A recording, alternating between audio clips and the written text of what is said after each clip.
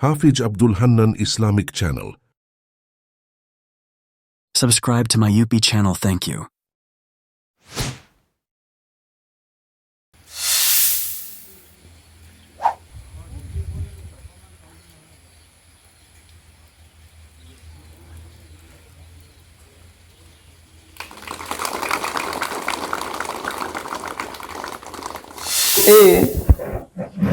মোৰ প্ৰথম প্ৰশ্ন স্বাধীন ভাৰতৰ প্ৰথম প্ৰধানমন্ত্ৰী কোন আছিল পণ্ডিত জৱাহৰলাল নেহৰু শুদ্ধ উত্তৰ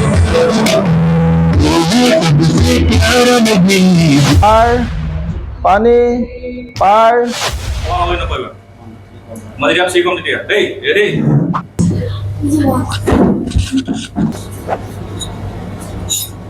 Ya, হৈছে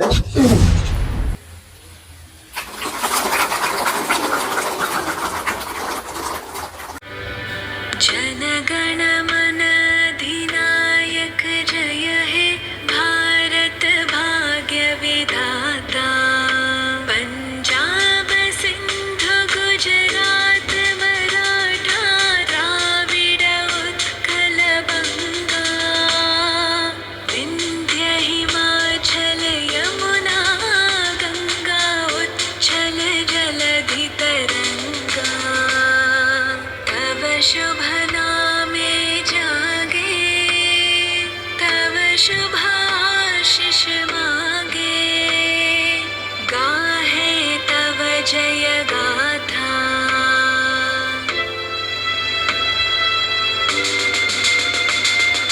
जन गण मंगलदायक जय हे भारत भाग्य 15 আগষ্ট তাৰিখে এই তোমালোকৰ সন্মুখত খাৰা হৈছোঁ এখনি কুইজ প্ৰতিযোগিতা পাতিবৰ বাবে এতিয়া মই আৰম্ভ কৰিব লৈছোঁ গ্ৰুপ এৰ পৰা গ্ৰুপ এ মোৰ প্ৰথম প্ৰশ্ন স্বাধীন ভাৰতৰ প্ৰথম প্ৰধানমন্ত্ৰী কোন আছিল পণ্ডিত জৱাহৰলাল নেহৰু শুদ্ধ উত্তৰ তো গ্ৰুপ চি ৰ ডাইৰেক্ট প্ৰশ্ন স্বাধীন ভাৰতৰ প্ৰথম ৰাষ্ট্ৰপতি কোন আছিল ডক্টৰ ৰাজেন্দ্ৰ প্ৰসাদ শুদ্ধ উত্তৰ গ্ৰুপ চি এ পোনপটীয়া প্ৰশ্নৰ বাবে 10 নম্বৰ লাভ কৰিছে একদম ওপৰ ওচৰত লৈ যাব এইটো বনাই এটা ডাইৰেক্ট প্ৰশ্ন পোনপটীয়া প্ৰশ্ন ভাৰতৰ প্ৰধানমন্ত্ৰীয়ে স্বাধীনতা দিৱসত ক'ত পতাকা উত্তোলন কৰে দিল্লী লালকিল্লা শুদ্ধ উত্তৰ গ্ৰুপ ই এ পোনপটীয়া প্ৰশ্নৰ বাবে 10 নম্বৰ লাভ কৰিছে প্ৰথম ৰাউণ্ডৰ অন্তত কৈছে কোনটো দলে কিমান নম্বৰ লাভ কৰিলে বৰ্ডত থকা আমাৰ ছাৰে কৈ দিব প্ৰথম ৰাউণ্ডত গ্ৰুপ এ লাভ কৰিছে 10 নম্বৰ গ্ৰুপ বি এ এতিয়ালৈকে কোনো নম্বৰ পোৱা নাই গ্ৰুপ চি এ লাভ কৰিছে 5 number plus 10 number total 15 number group D একো পোৱা নাই গ্ৰুপ ই এ লাভ কৰিছে 5 number plus 10 number total 15 number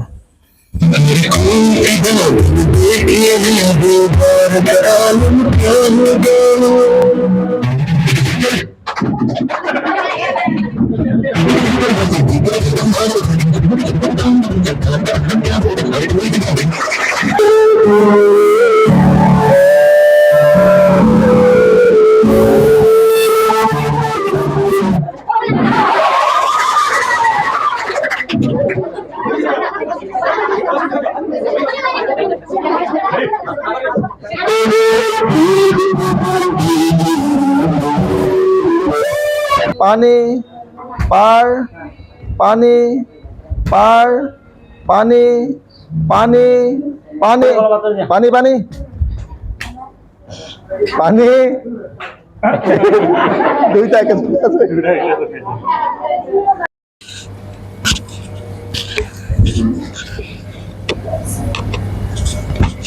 নাম কোৱা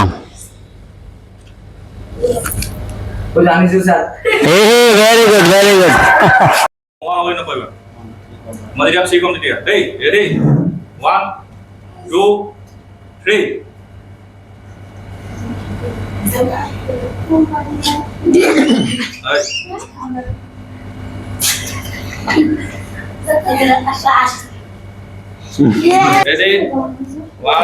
2, 3.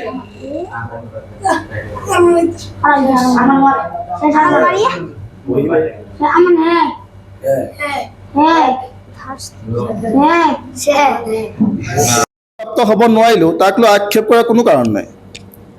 যিহেতু আমি প্ৰতিযোগিতাত হয় নিজিকিব পাৰোঁ, কিন্তু কিবা এটা শিকিছোঁ। আজি নিজিকিব পাৰোঁ, কাইলৈ জিকিম।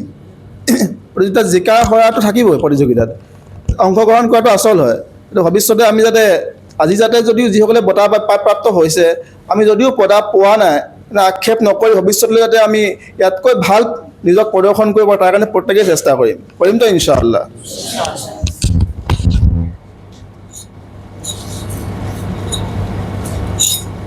এতিয়া হৈছে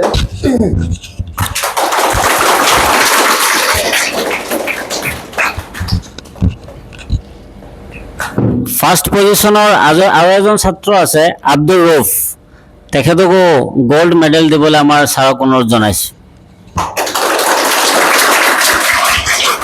আমি এতিয়া এই দুইজন ছাত্ৰৰ পৰা জানিব বিচাৰিম যে তেখেতে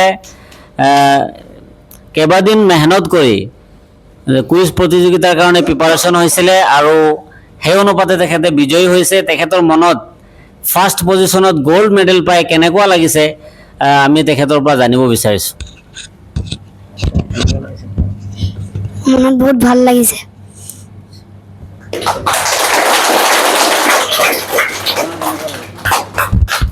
বহুত ভাল লাগিছে।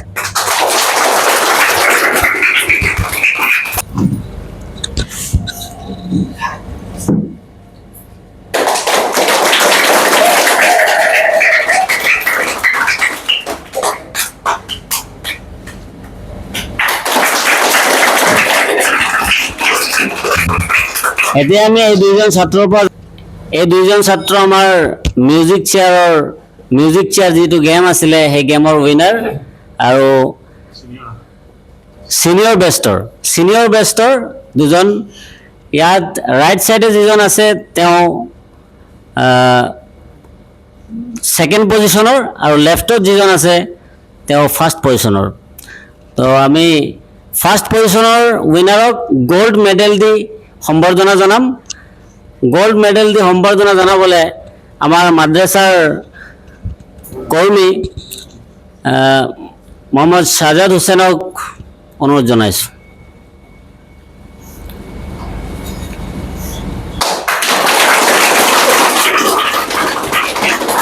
Thank you. আৰু মিউজিক চেয়াৰৰ ছিনিয়ৰ বেষ্টৰ ছেকেণ্ড পজিশ্যনৰ ৰছিদুল আলীক চিলভাৰ মেডেল দি সম্বৰ্ধনা জনাবলৈ আমাৰ মাদ্ৰাছাৰ উস্তাদ হাফিজ মৌলানা আবু নাছিৰ চাহাবক অনুৰোধ জনাইছোঁ।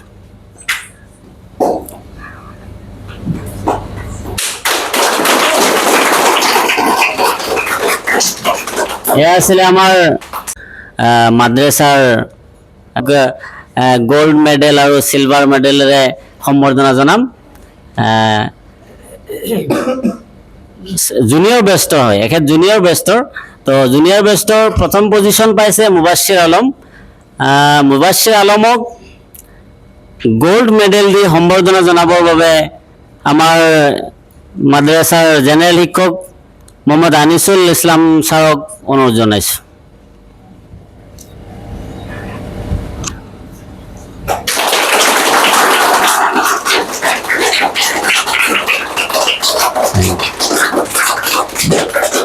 আৰু আমাৰ জুনিয়ৰ বেষ্টৰ ছেকেণ্ড পজিশ্যনৰ হামজা আলী ভাইক চিলভাৰ মেডেল দি সম্বৰ্ধনা জনাবলৈ আমাৰ চাহাবক অনুৰোধ জনাইছোঁ।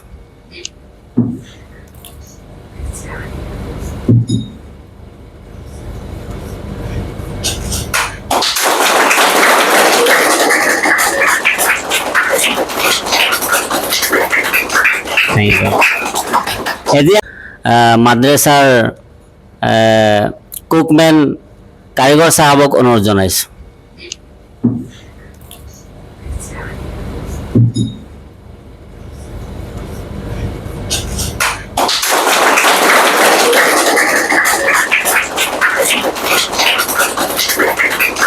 Thank you.